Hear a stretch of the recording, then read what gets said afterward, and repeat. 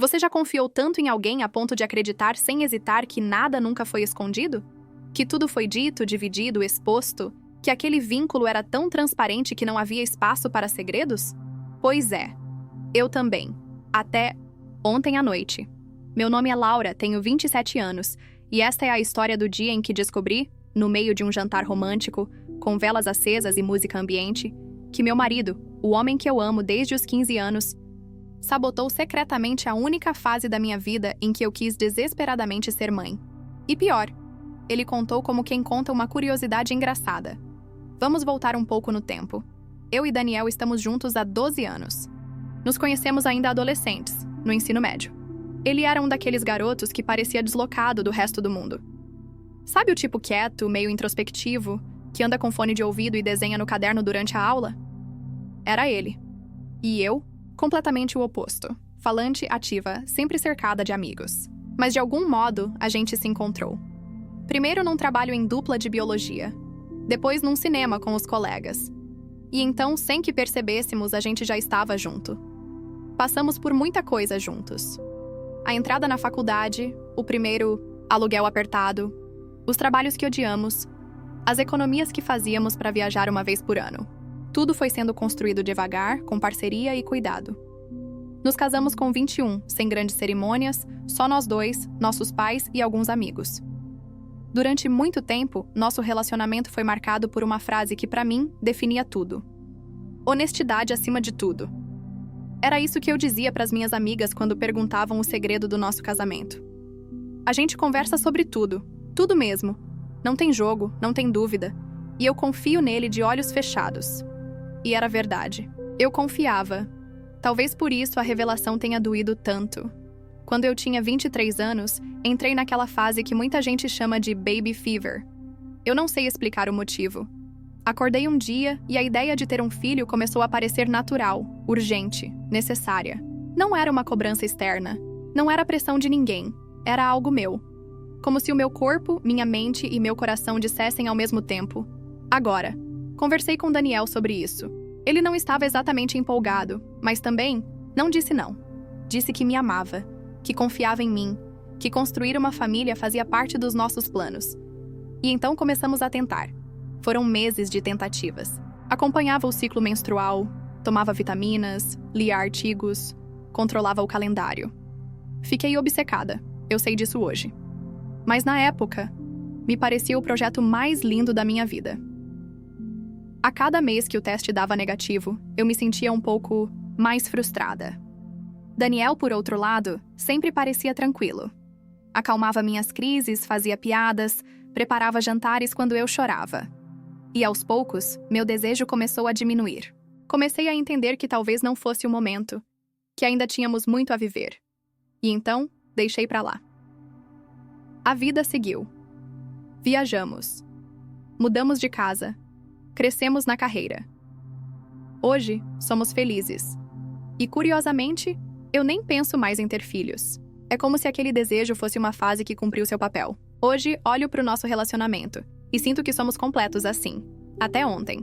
Estávamos num restaurante novo, desses que viralizam nas redes sociais. Ambiente aconchegante, luz baixa, cardápio com nomes que você tem que pesquisar no Google para entender. Era um daqueles jantares que a gente planeja como um pequeno escape da rotina. Pedimos vinho, rimos, conversamos sobre a semana. E então, do nada, começamos a lembrar daquela fase dos 23. Você lembra quando a gente tentava engravidar? Comentei sorrindo. Lembro. Foi uma época intensa. Engraçado como a gente muda, né? Hoje eu nem penso. Mas em filhos. E, sinceramente, que bom que não aconteceu naquela época. Daniel riu, pegou a taça de vinho e então disse: engraçado você dizer isso, porque eu fazia de tudo para não acontecer. Parei por um segundo. Achei que fosse piada. Como assim? Bom, lembra que você queria engravidar e a gente transava quase todo dia? Sim. Então, eu meio que dava um jeito de garantir que as chances fossem bem menores. Silêncio. Dava um jeito como, Daniel? Eu me aliviava antes.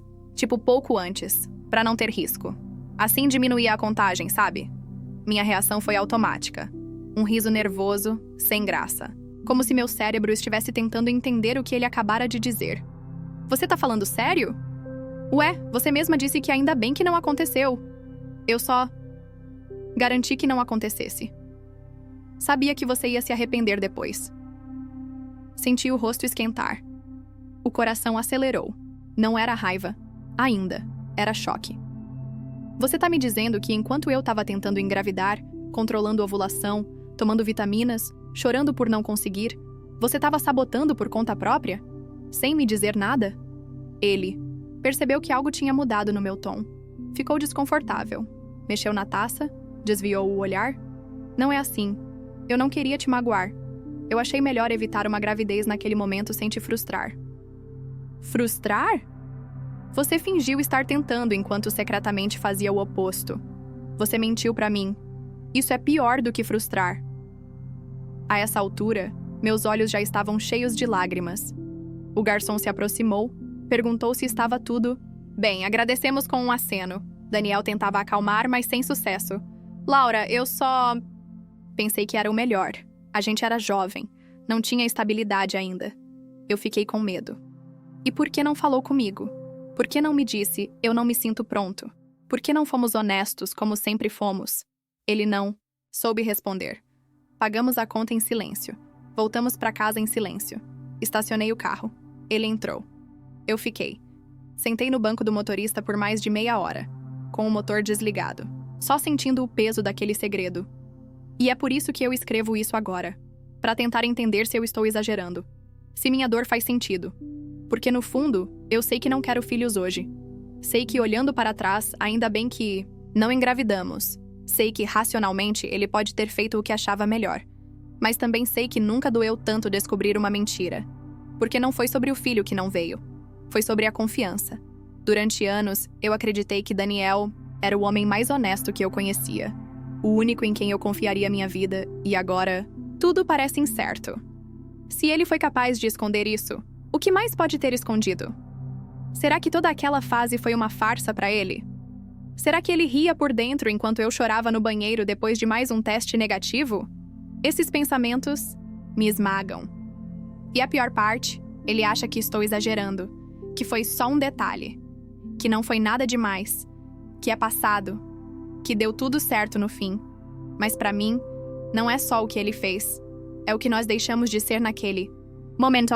Uma parceria baseada em conversa virou numa decisão solitária. E eu fui a única que não sabia disso. Talvez amanhã as coisas se acalmem. Talvez eu olhe para isso com outros olhos.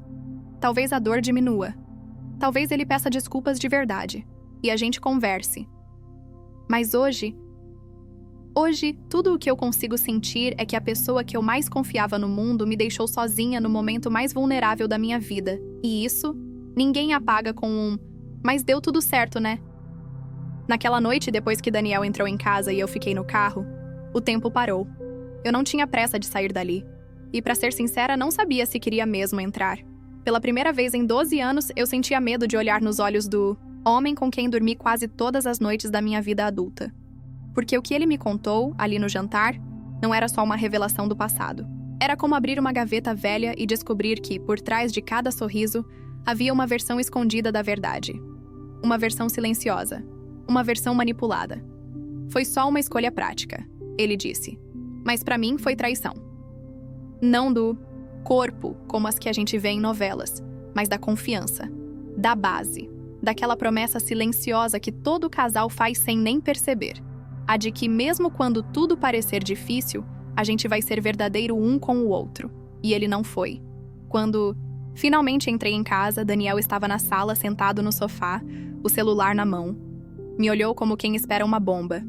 Não falei nada. Fui direto pro quarto, troquei de roupa, tirei a maquiagem como se estivesse em piloto automático. O rosto ainda quente, os olhos ainda ardiam. Ele bateu na porta do quarto com cuidado. "Laura, posso?" Assenti sem olhar. Ele entrou, sentou, na beirada da cama. "Você não falou nada no carro. Achei melhor te dar espaço." Fiquei em silêncio. "Você ainda tá magoada?" Respirei fundo. Era como se eu estivesse prestes a explodir, mas me segurando para não virar a pessoa que ele esperava que eu fosse naquele momento. Emocional demais, exagerada, irracional. Você realmente acha que isso foi só uma bobagem? Do passado? Não foi isso que eu disse.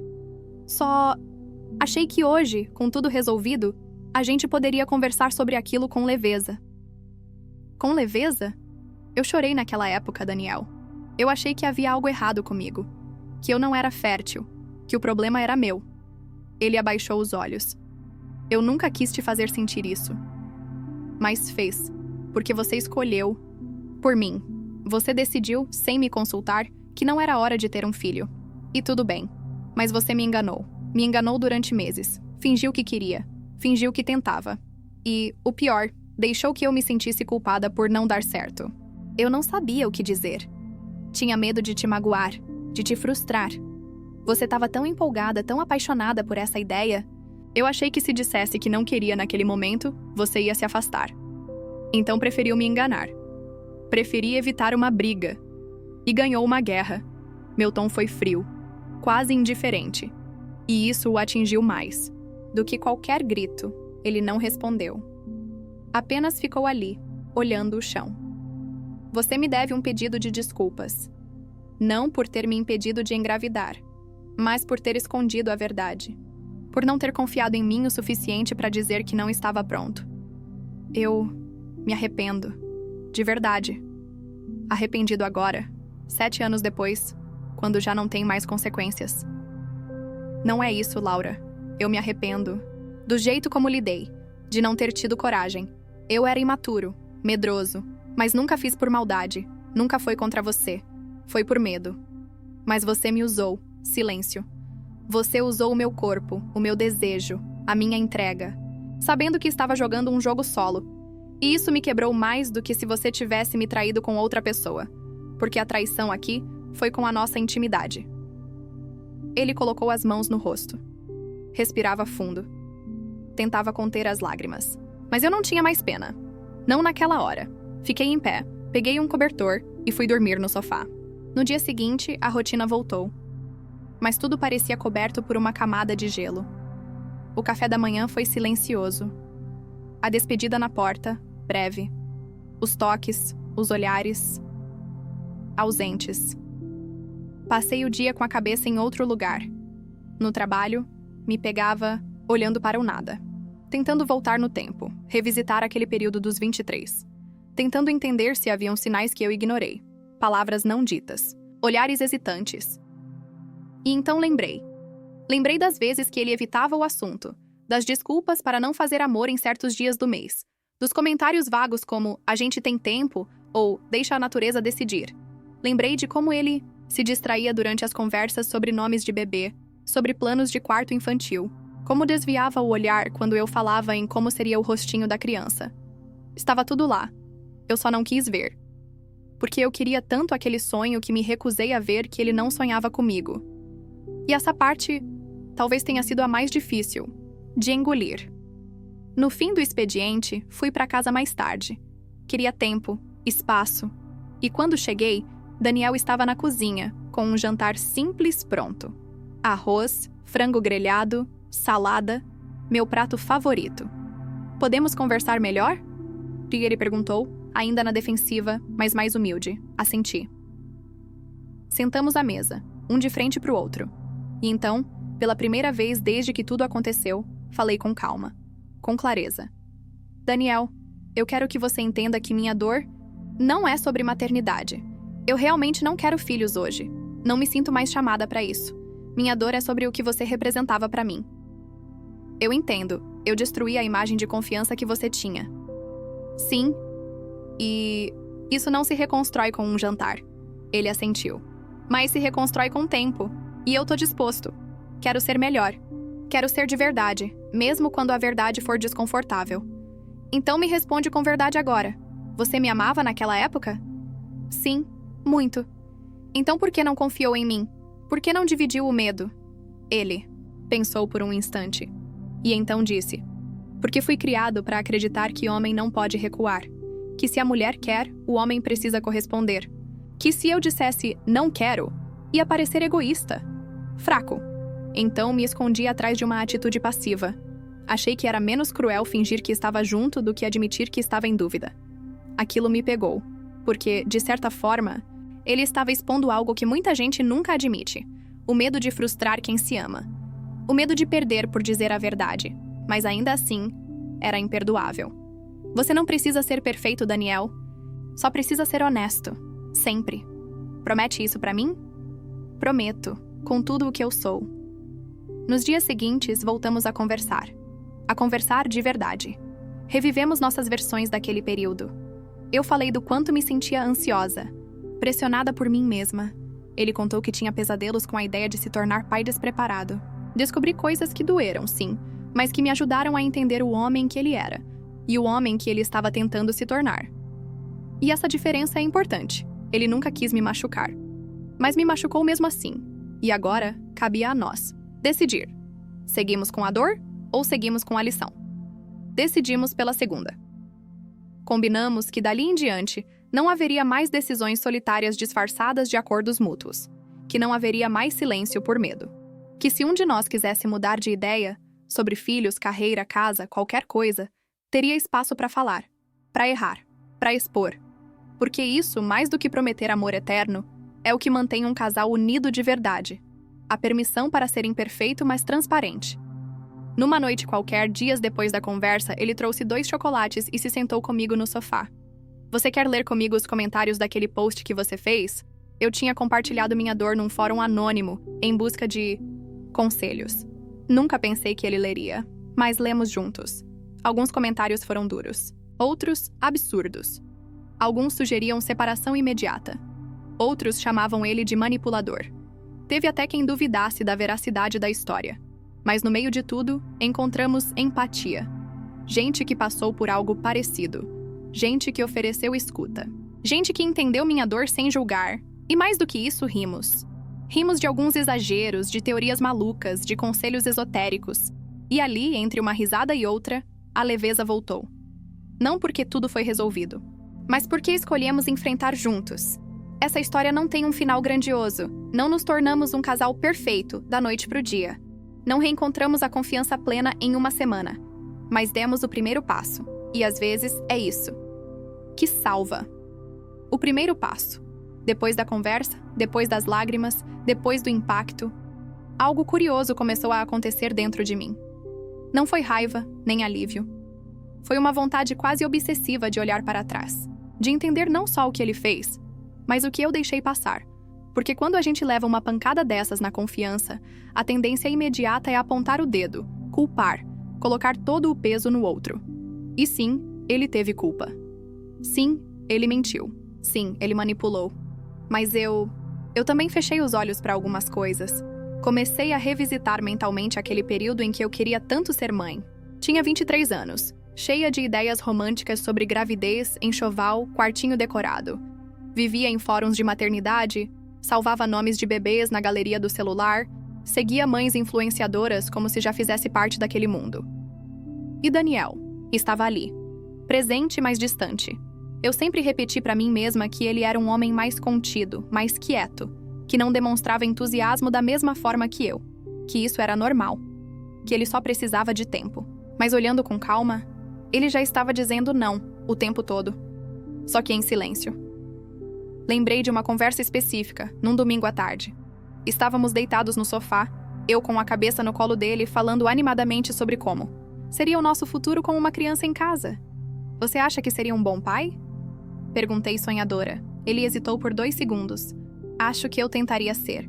Na hora, achei que era humildade. Interpretei como sinal de responsabilidade. Mas agora vejo. Era medo. Era dúvida. Era o jeito dele de dizer, não sei.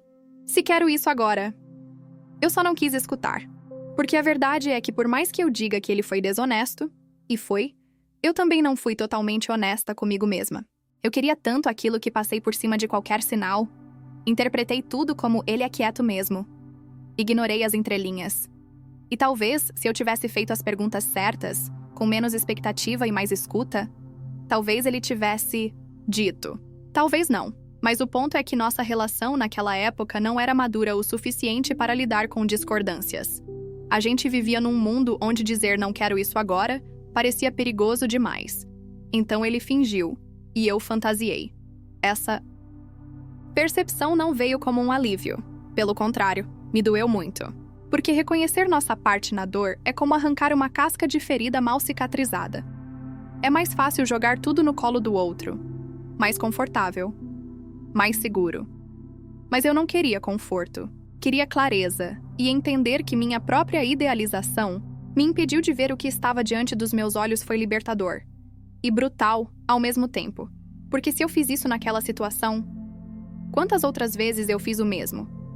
Quantas vezes a gente aceita uma meia-verdade porque a verdade inteira seria desconfortável demais? Quantas vezes a gente força um momento a ser perfeito só porque tem medo de enfrentar a realidade? Falei disso na terapia, e minha psicóloga disse algo que me marcou. Laura, quando idealizamos demais alguém, não deixamos espaço para ele ser humano. E quando essa humanidade aparece, com falhas, com covardia, com contradições, o choque é brutal. Mas a culpa não é só da mentira. É da fantasia que a gente construiu. E foi aí que entendi uma das maiores lições desse processo. Daniel não destruiu sozinho a imagem que eu tinha dele. Eu ajudei a construir uma versão idealizada de quem ele era. E quando ele mostrou a face mais humana e falha dela, tudo desmoronou. Mas talvez precisasse desmoronar. Porque agora posso enxergar quem ele é de verdade. Não o homem perfeito, mas o homem real. E mais importante, posso me enxergar também, não como a vítima pura da situação, mas como alguém que também teve sua parcela de cegueira. Numa noite qualquer, deitamos na cama, de frente um para o outro. Luz apagada, o silêncio da casa preenchendo o espaço entre nós. E eu disse, eu também errei naquela época. Ele me olhou surpreso. Como assim? Eu queria tanto ter um filho que ignorei os sinais. Não te perguntei de verdade se você estava pronto.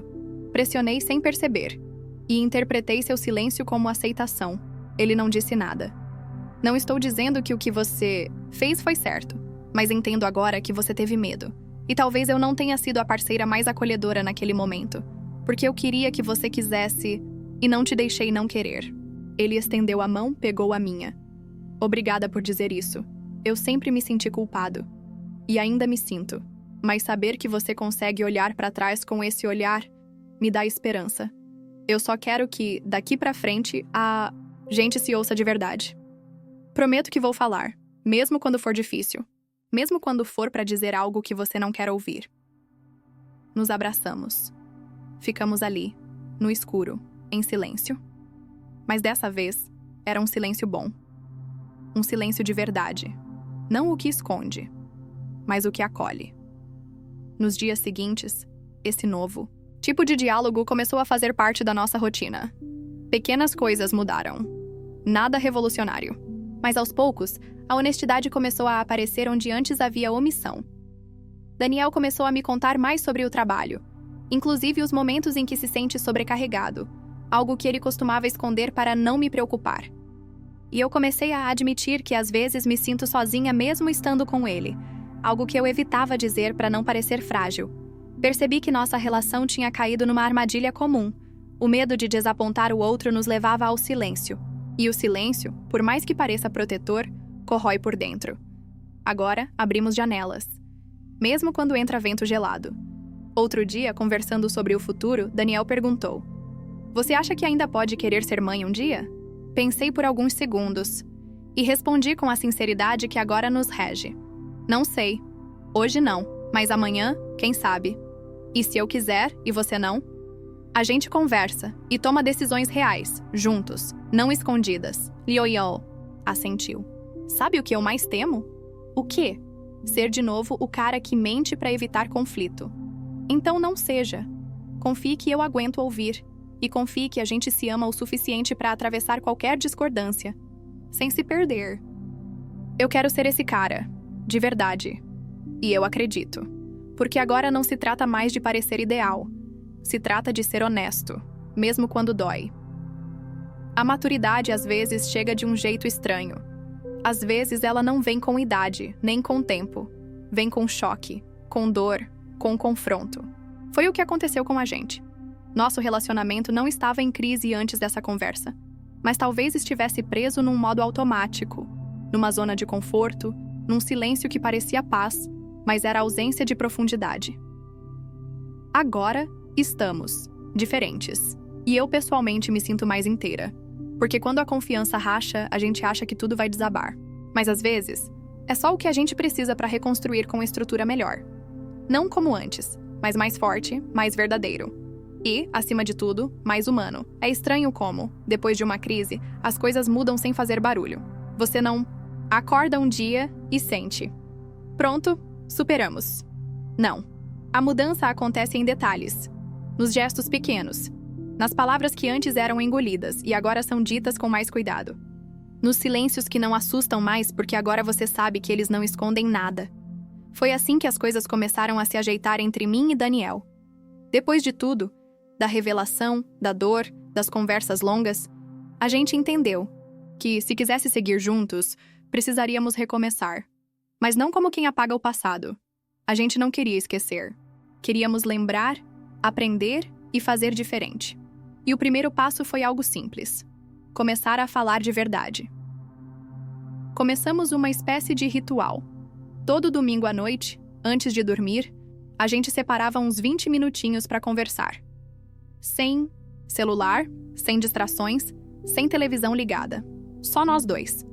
O objetivo era abrir espaço para dizer coisas que, durante a semana, talvez ficássemos com receio de abordar. No primeiro domingo, foi desconfortável. Sentamos na cama, de frente, um pro outro, e rolou aquele silêncio constrangedor. "É pra falar de qualquer coisa?" Ele perguntou. "Sim, qualquer coisa, desde que seja verdadeira." E foi.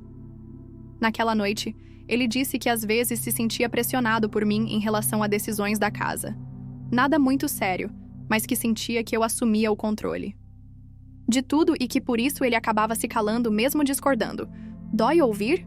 Um pouco, mas eu ouvi. E ao invés de me defender, perguntei: "Você quer participar mais? Ou quer que eu te envolva de outro jeito?" Ele pensou. E disse que queria que eu confiasse mais nele em algumas tarefas, que eu desse espaço para ele errar sem tomar a frente. Eu concordei. Na minha vez, confessei que às vezes sentia falta de gestos mais espontâneos da parte dele. Não presentes caros, mas bilhetes. Um elogio inesperado. "Tô com saudade" durante o dia. Coisas pequenas, mas que me fazem sentir lembrada.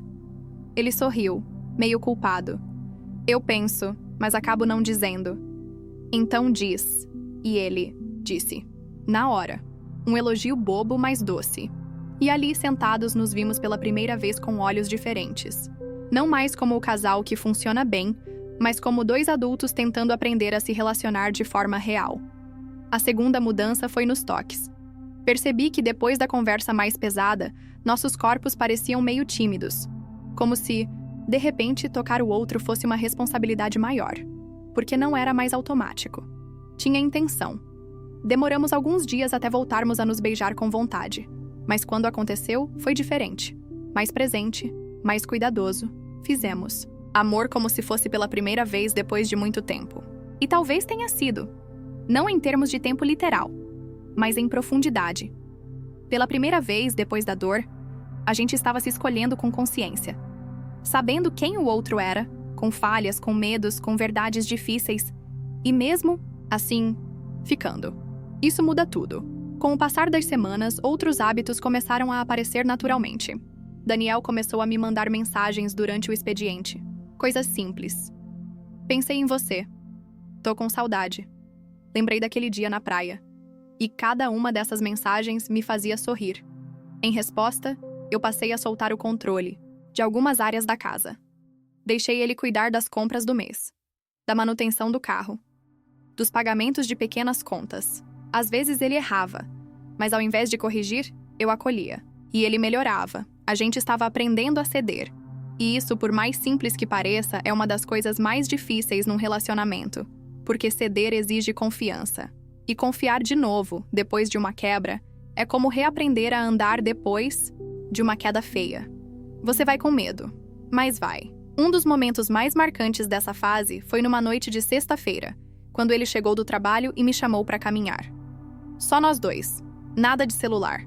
Fomos até a praça perto de casa. Caminhamos em silêncio por uns minutos. E então ele disse: "Laura, eu tô muito mais feliz agora." "Por quê?" Porque antes eu achava que nosso relacionamento era bom porque não dava problema. Agora eu sei que ele é bom porque a gente consegue atravessar os problemas. Aquilo me desmontou, porque eu sempre disse que éramos fortes, mas no fundo, éramos só bons em evitar conflitos. E isso não é força, é medo. Agora não. Agora éramos parceiros de verdade. Tínhamos visto o pior um do outro e escolhido ficar. Começamos também a falar mais sobre o futuro. E pela primeira vez, sem pressão. Um dia, tomando café da manhã, perguntei: "Você ainda pensa em ser pai um dia?" Ele pensou por um instante. "Às vezes sim, às vezes não. Mas agora, eu sei que se eu quiser, posso dizer. E se eu não quiser, também posso. E você vai me ouvir. Sim, e você também vai me ouvir. E a gente vai decidir juntos." Não era mais sobre ser pais, era sobre sermos um time. Sobre termos um espaço seguro onde nenhuma decisão precisasse ser escondida. E foi nesse espírito de parceria que ele propôs algo inusitado. "Vamos fazer terapia de casal?" Confesso que me surpreendi. "Você acha que a gente precisa?" "Acho que todo casal que se ama deveria fazer, não porque está mal, mas porque quer continuar bem." Topamos. E as sessões se tornaram parte do nosso mês.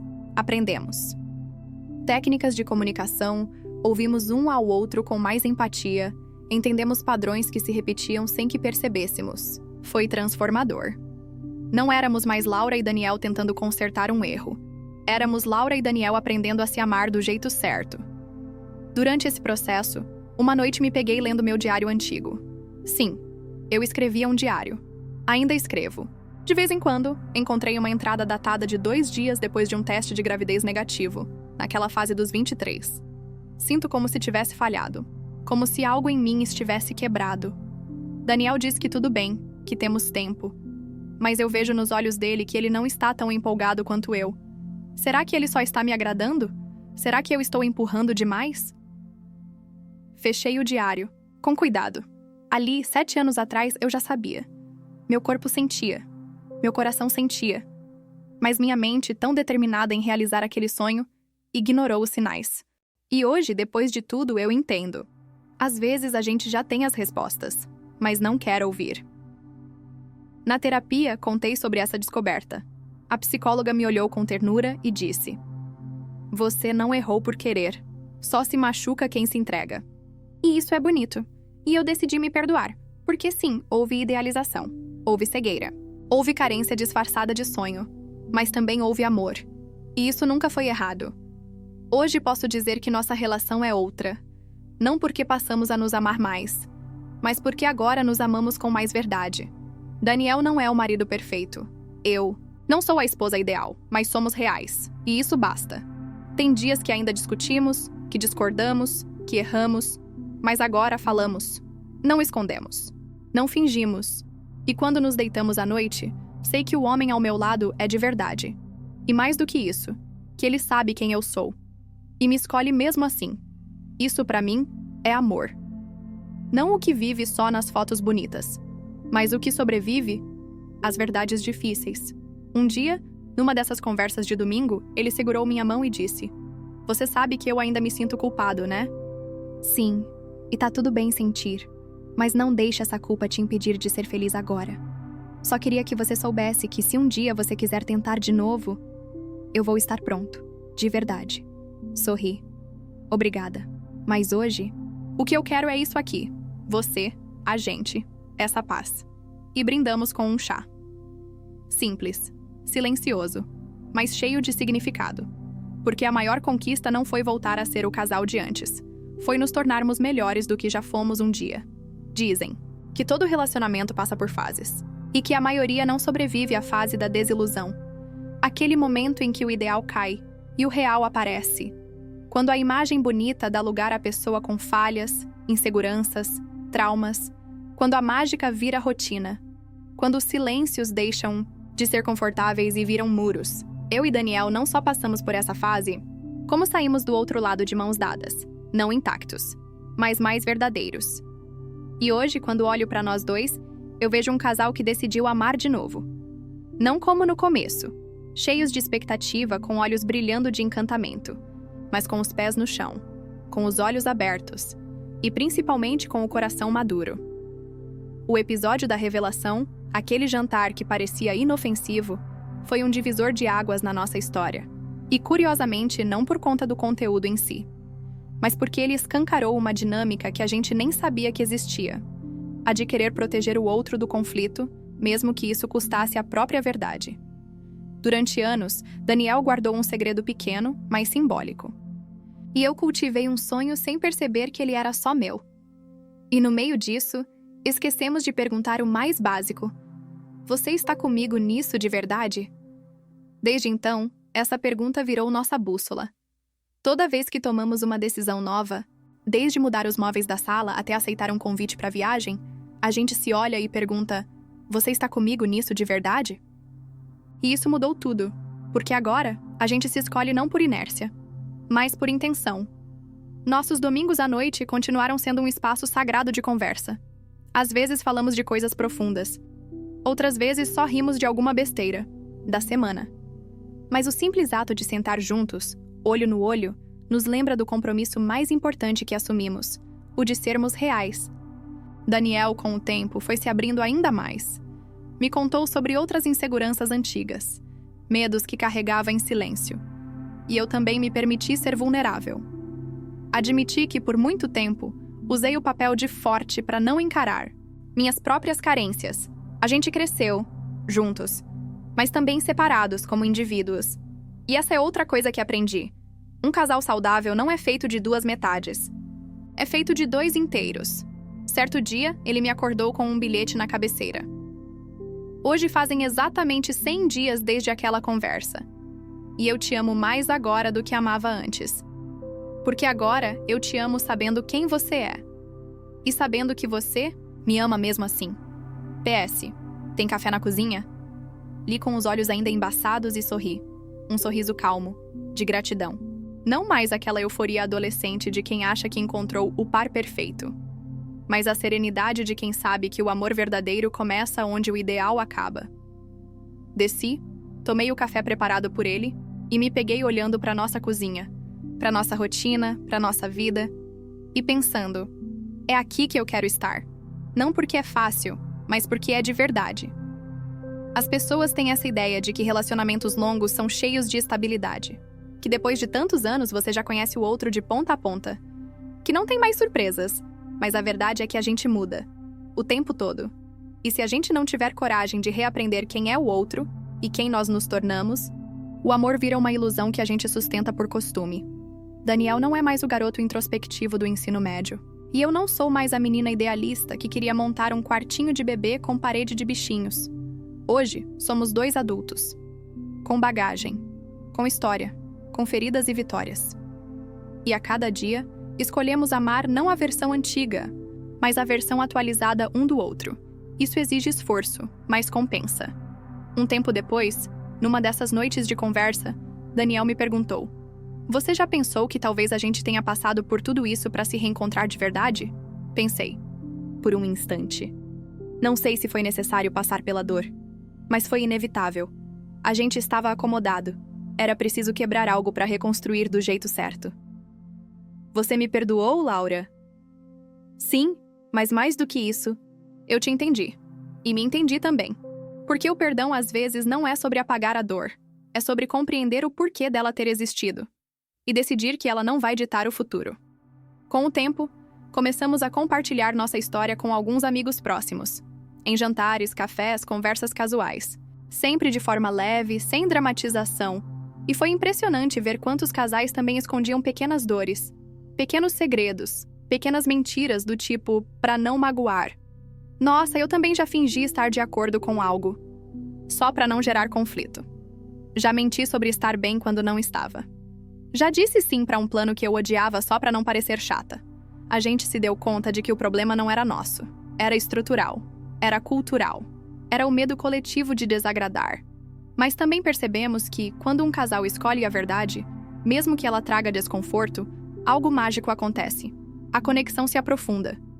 Porque intimidade de verdade não é saber o que o outro gosta de comer. É saber o que ele teme, o que ele evita, o que ele sente vergonha de admitir. E continuar ali. Hoje, quando olho para trás, vejo que aquele jantar, aquele bendito jantar que parecia comum, foi o nosso segundo começo. Não melhor nem pior que o primeiro, mas mais consciente. E se tem uma coisa que eu diria para qualquer pessoa que esteja vivendo uma crise parecida, não tema a verdade. Não tema a conversa difícil, o desconforto, o choro, porque é só quando a mentira sai do caminho que a intimidade pode entrar. A gente tem medo de perder o outro ao dizer o que sente, mas muitas vezes é justamente o silêncio que faz a perda acontecer. E hoje, depois de tudo, eu prefiro uma verdade dolorosa do que um carinho que esconde medo. Para encerrar, quero compartilhar um momento que me marcou. Estávamos sentados no sofá, vendo fotos antigas no celular. Passamos por várias fases: viagens, festas, selfies bobas, até aquele período em que tentávamos engravidar. E lá estava uma foto minha, segurando um teste de gravidez negativo, mas sorrindo. Um sorriso forçado. Eu lembrava exatamente daquele dia. Tinha tirado a foto para guardar a lembrança, para fingir para mim mesma que ainda tinha esperança. Mostrei para ele. Essa sou eu fingindo estar bem. Ele olhou emocionado. E essa sou eu, fingindo que estava tentando.